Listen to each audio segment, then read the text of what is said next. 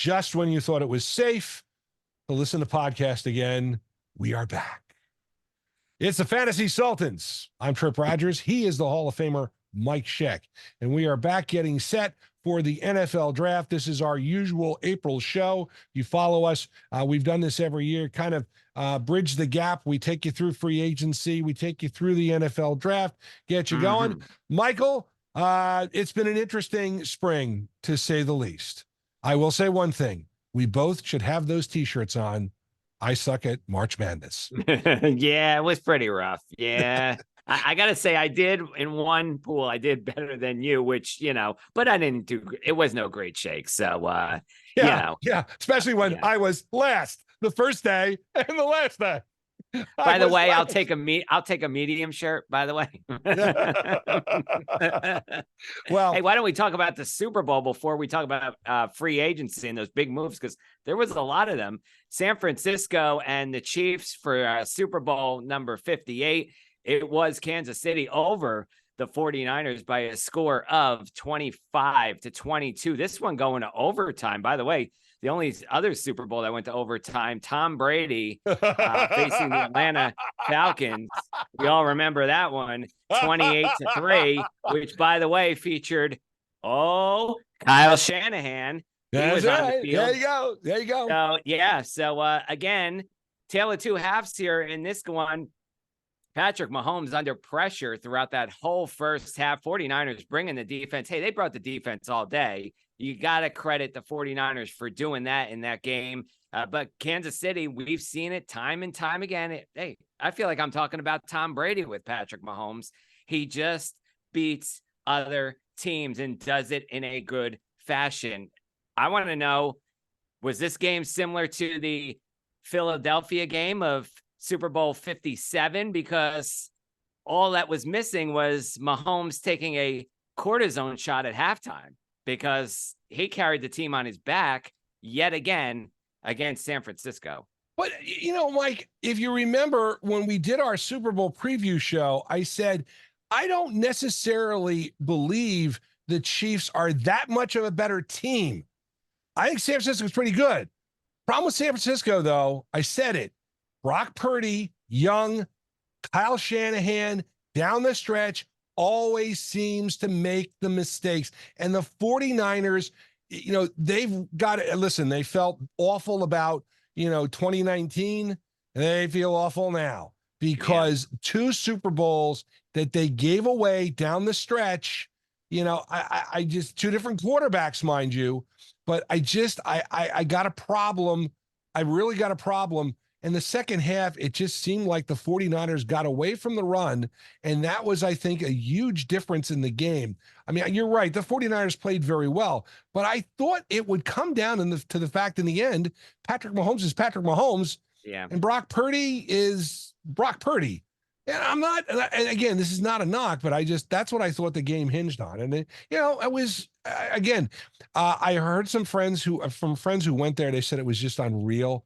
Vegas is such a cool spot to have the Super Bowl.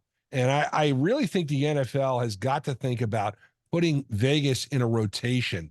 I think Vegas should host the Super Bowl, every 3 years or so. I mean, it used to, we were going to Miami every 2 years.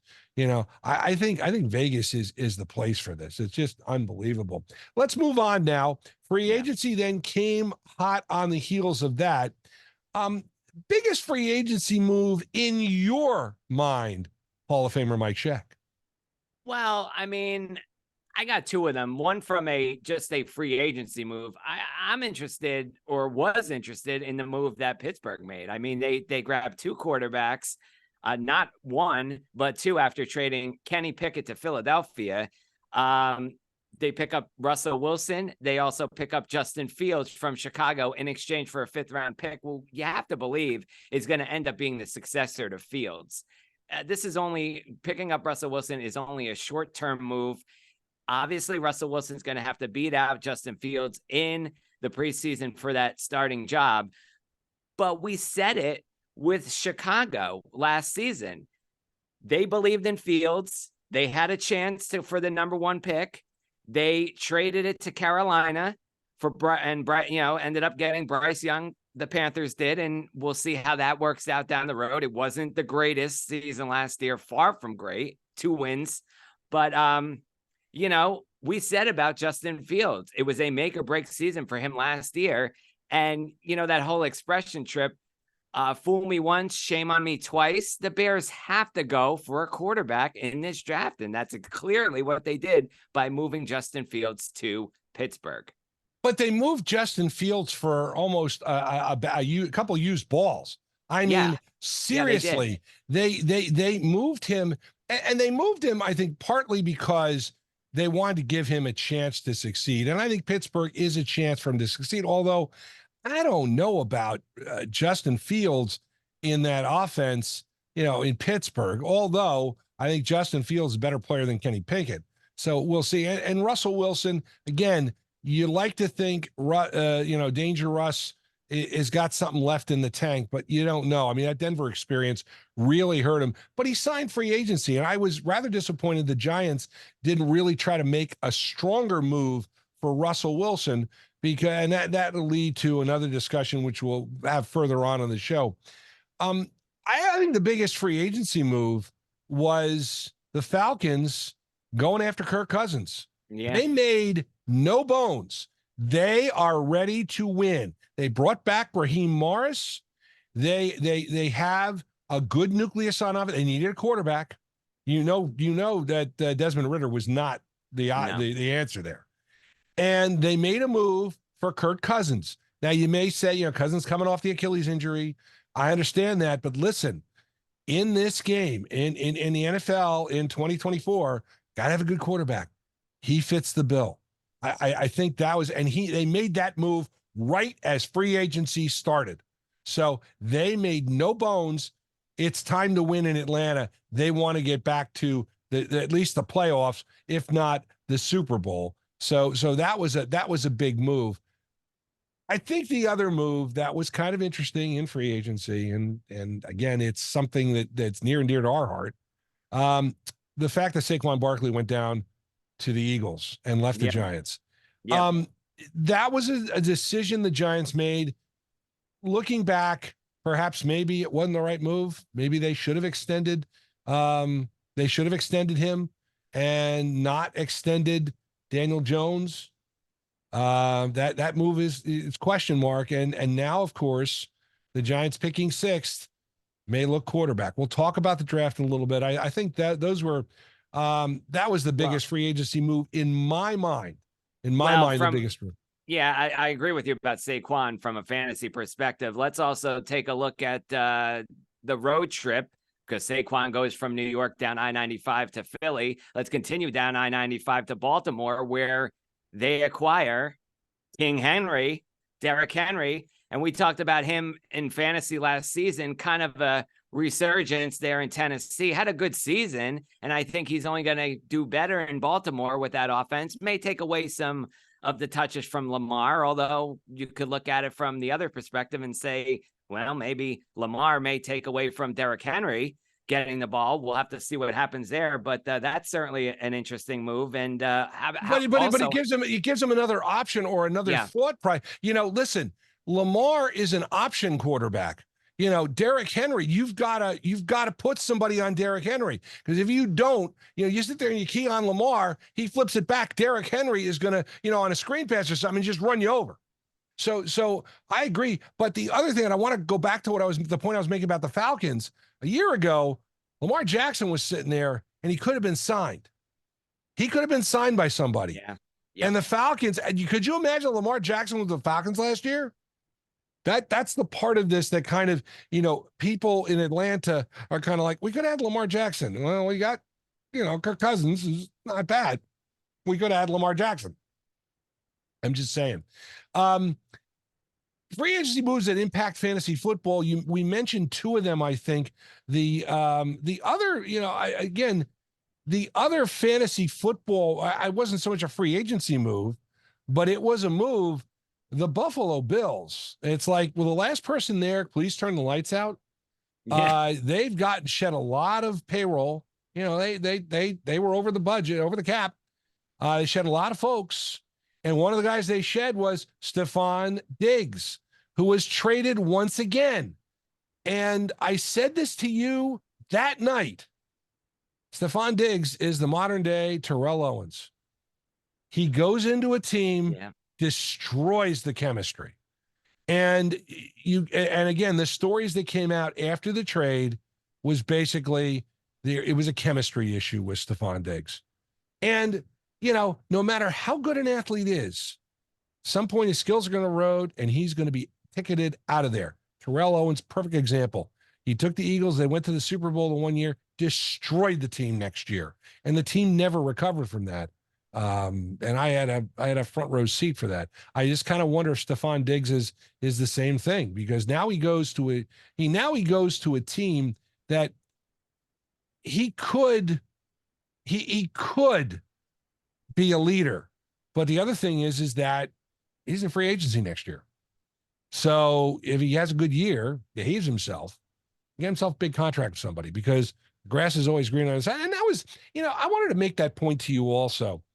Didn't you get the feeling during free agency, the grass is always greener on the other side? And, oh, yeah, I like this guy better than this guy. Well, why the hell didn't you draft him 2 years ago? I like this guy. And there's a lot of that in the NFL. And I think that's predicates some of the moves that are made in the NFL. The grass is always greener on the other side. It's Tripp and Mike, and it's the Fantasy Sultans. I mean, what more do you want? We're here. It's April. We're talking fantasy football. We're here to give you the insight you need. Round 1 of the NFL draft. I saw a story the other day, and I kind of agree with it. I think this year we could see a record for offensive players taken in the first round. Everybody, listen, there are 10 teams that want a quarterback still. All right. There are only a couple of elite quarterbacks. There are some moves to be made. Teams are looking to improve themselves. I just kind of wonder where it's going to shake. I mean, it's obvious Caleb Williams going to Chicago with his pink nail polish or his pink phone, whatever it is. He's got number one. The question, I think the first big question of the draft is going to come whether or not New England, Washington, I think, is going to go for a quarterback. I think they have to. Whether New England, New England is the one that pops in my mind. Whether or not they try and trade down and pick up some more draft picks, because they have so many holes. I don't know if New England goes for a quarterback where they are, but I think somebody who wants a quarterback will be willing to pay premium to get that pick from them. And by the same token, I don't know if a quarterback's going to stay with the Giants at 6, and I don't want the Giants to take a quarterback, because then you got Daniel Jones all over again. We're back in 2018, and they're picking Daniel Jones, and you already got Eli Manning, and we know how that worked out. Didn't work out well.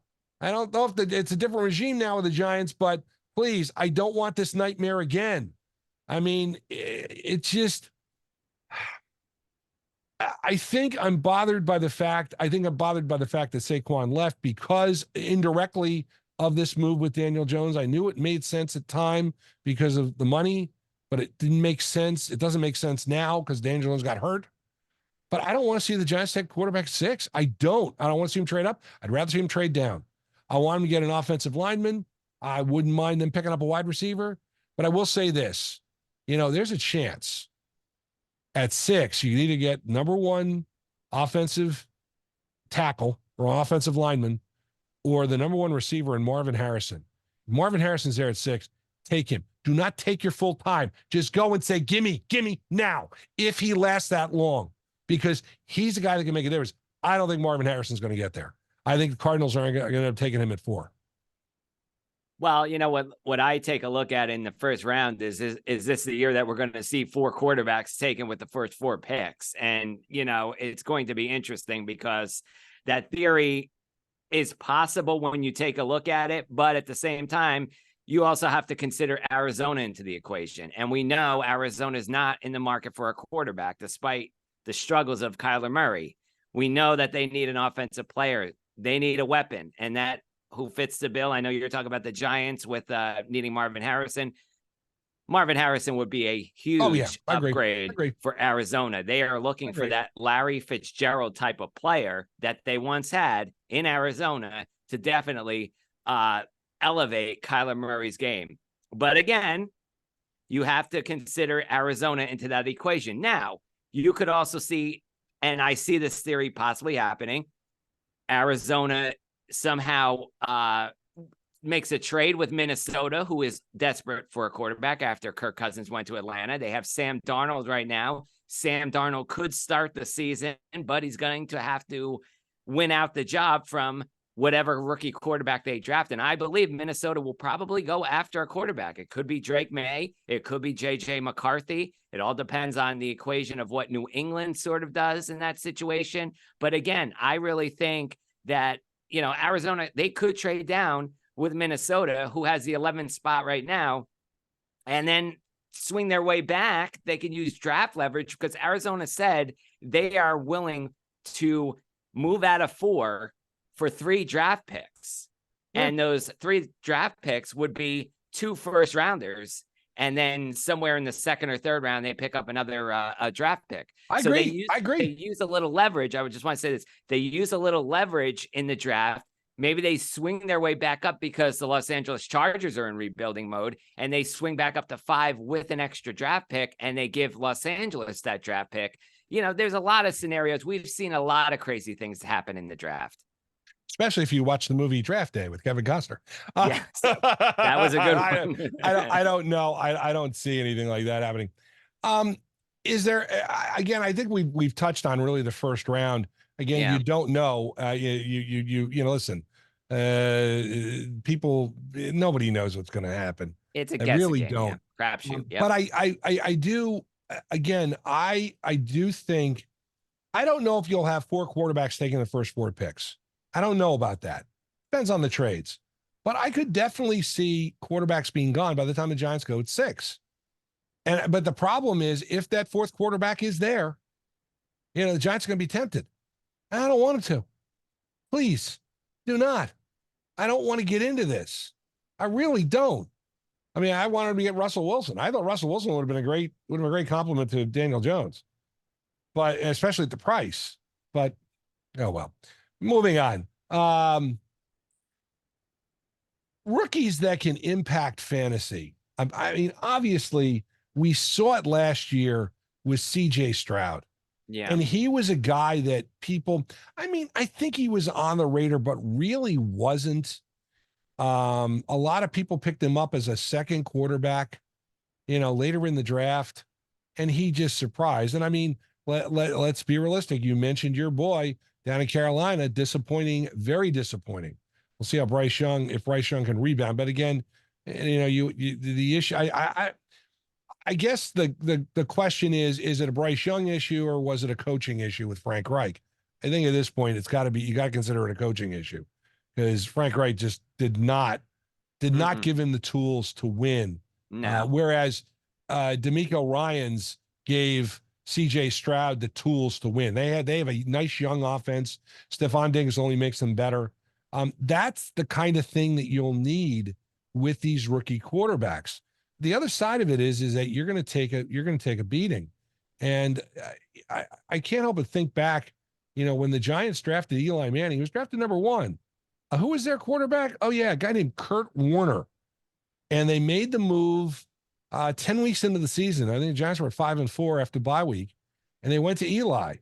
Well, they didn't do too well the rest of the season. I think they only won another game or 2 tops, and Eli took his lumps, but that gave him experience, and Warner did what he had to do.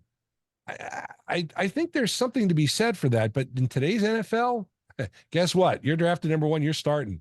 Just see Baker Mayfield in Cleveland and Nick Chubb. The 2 of them were drafted in the same draft, and Chubb's still there. And listen, I think Baker Mayfield. We didn't mention it on the offseason, but that was a good signing for Tampa Bay. But that NFC South is wide open, just wide open. I don't see any team. It was anybody could have won it. You had 3 teams in contention. The only team that wasn't in contention was Carolina. When you're coming down the stretch, and the 3 teams finished, very close to each other. So I think that NFC South, Baker Mayfield signing with Tampa Bay is pretty good. Again. Marvin Harrison's going to make an impact wherever he goes. it could, Marvin Harrison Jr. could be the Justin Jefferson of this draft class, if you think about it. Justin Jefferson came on for Minnesota. And I think people expected, if I recall, in that first draft, Justin Jefferson was taken, I want to say third, fourth round. He was down the list of wide receivers. I mean, that was the last time anybody underestimated Justin Jefferson. I mean, he's been at the top of the draft charts, and I think he still will be this year. Although, with Sam Darnold, I don't know if I'm going to sit here and think Justin Jefferson's going to set the world on fire. No. Well, you talk about rookies, and you mentioned CJ Stroud. I want to look at Sam Laporta in Detroit. I mean, he was drafted on a team that had no clear wide receiver number 2, and we saw how that worked out for Detroit. Top 10 offense, got the job done, had amazing stats. Then you take the flip side and you look at Michael Mayer over in Las Vegas. And the Raiders just struggled mightily last season. It was a poor showing for them in 2023. And Michael Mayer, we thought maybe he was going to do better, but did not. Only, less than 400 total yards on the season. So, here's the spectrum, CJ Stroud, Bryce Young. Here's the opposite with the tight ends. And speaking of tight end, Brock Bowers over there, I think he can make a significant impact.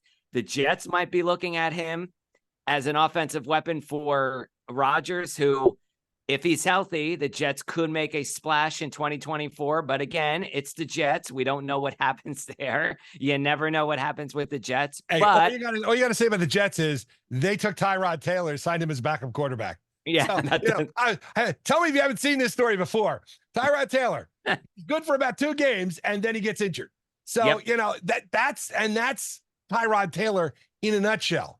So I think the Jets signed him, again, I go back to that grass is greener on the other side. He basically switches locker rooms, goes from the Jets to the Giants in MetLife Stadium. But I'm sitting there and I'm going, why?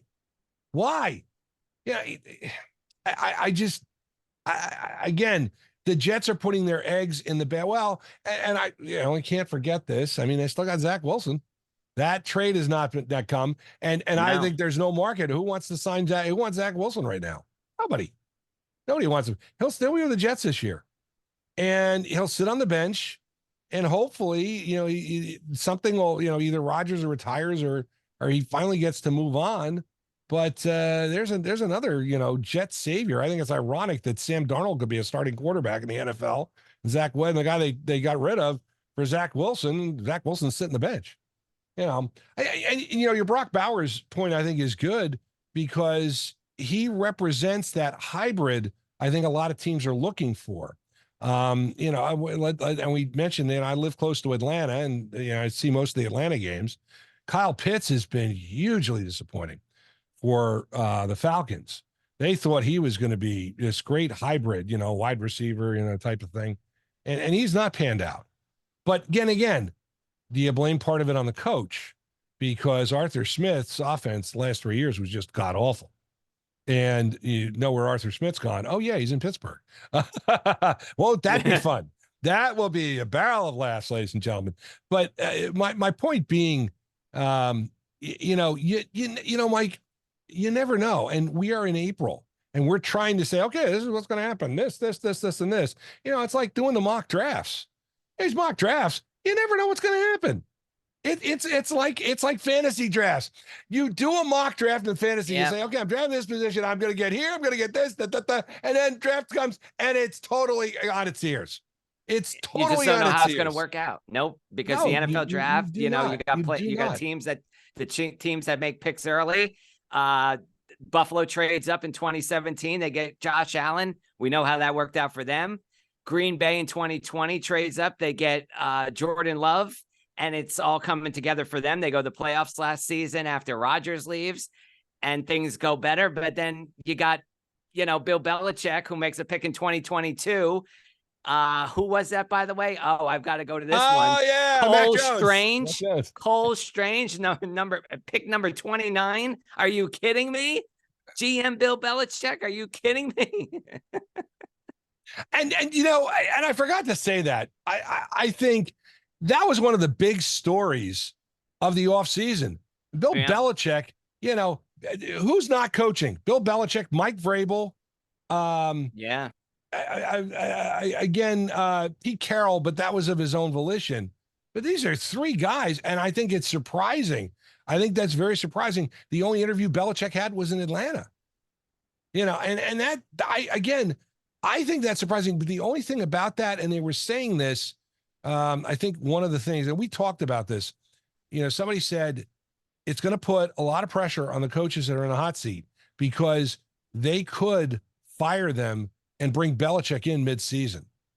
Wouldn't be the worst thing in the world to do. And you could get him in and get started on the following year. You could. One more thing before we go, and I saw this. This was on footballguys.com. And they asked the question, CJ Stroud, number one fantasy quarterback. Your thoughts? Well,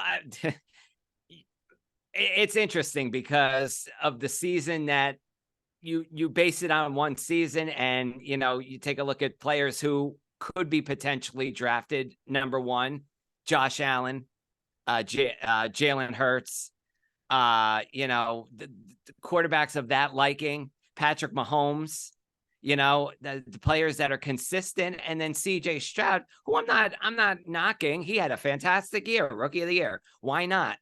But are we putting all our eggs in one basket for this kind of type of a pick? Yeah, that offense is looking better. You mentioned Stephon Diggs. They've got Joe Mixon now.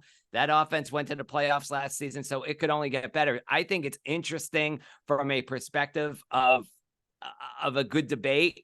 I'm going to say no, and I'm going to tell you why. I'm going to say, not going to say a one-hit wonder, because he's definitely going to be the quarterback for the future for Houston.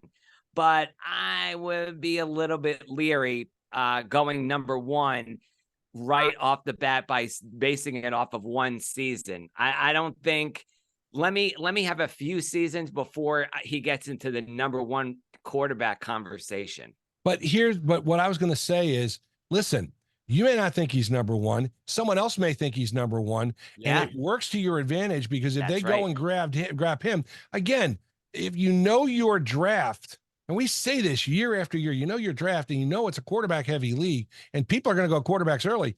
That allows you to let some players come down to you wherever you are, wait on a quarterback. I mean, I think that's, listen, there are some quarterbacks that could win you a league, no doubt about it. But I think the safe strategy is you try and be in the middle, and you try and hit that guy who has a great year. We had it wrong this year with Deshaun Watson. We had it way wrong. Yeah. We thought that, and then we pivoted off of him. Joe Burrow was another disappointing year. And CJ Stroud, I agree with you. Maybe you wait on that. Fantasy Sultans coming to you. This is our NFL draft show, and of course, we will take the summer off. We'll tan at the pool. Using sunscreen, though. Using sunscreen. We're both very. We are both as a good sunburn, very fair skin. Yes. But we'll be back, tan, rested, and ready in August for the next football fantasy season, 2024 fantasy season. That is, of course, the Fantasy Sultans. We'd love to hear your comments and questions. FantasySultans@gmail.com. And don't forget about my podcast, Tripp's Take. It is available Spotify for podcasters and YouTube. Just search for Tripp's Take. Same places you will find the Fantasy Sultans. And if you like the music of the 60s, 70s, and 80s, hey, WTRSradio.com is there for you. We're the ones who get you psyched up. You are ready. I mean, it's April. Coming up in August, it's the most wonderful time of the year. And we will have you ready for your fantasy football season. You listen to us, you will not be wearing the I suck at fantasy football shirt, just like Mac is from one league, because he paid the ultimate price. He lost to the Fantasy Sultans. Yes, ladies and gentlemen, he is the Hall of Famer, Mike Sheck. I am Tripp Rogers. We will help you win your league. We are the Fantasy Sultans. And you are not.